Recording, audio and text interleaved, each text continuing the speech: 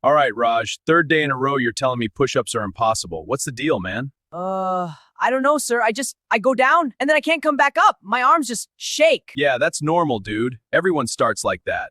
But you're not trying the right way. What do you mean? I'm trying so hard. Nah, listen, you're dropping straight down like a rock. Boom. That's not a push-up, that's a faceplant. You gotta control it. Oh, so like slow? Exactly. Yeah! 3 seconds down, 1 second up. Even if you only do half a push-up, that's better than flopping. But what if I can't even do half? Then we start higher. Put your hands on a bench. Or the wall. Baby steps, man. Wall push-ups, that's for kids, no? You ever seen a kid do 50 push-ups? No. Because they're hard. Start where you can, not where you wish you were.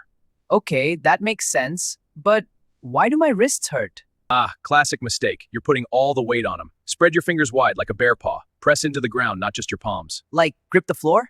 Exactly. And keep your core tight. If your butt's in the air, you're doing it wrong. Oh no, is that what I'm doing? Every single time. But hey, at least you're trying. Most guys quit after the first week. I don't want to quit. I just get so frustrated. Frustration's good. Means you care. But you gotta track progress. Last week, could you do any push-ups? No. And now? I did 2 bad ones. 2 more than before. That's progress, man. Write it down. Next week, we aim for 3. Okay, I'll try.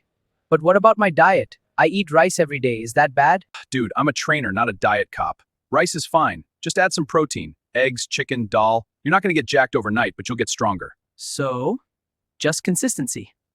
Man, if magic food existed, I'd be selling it for $1 million. Just eat enough, sleep enough, and show up. That's actually kind of motivating. Good. Now go do 10 wall push-ups before you leave. I'm watching. Ugh, fine.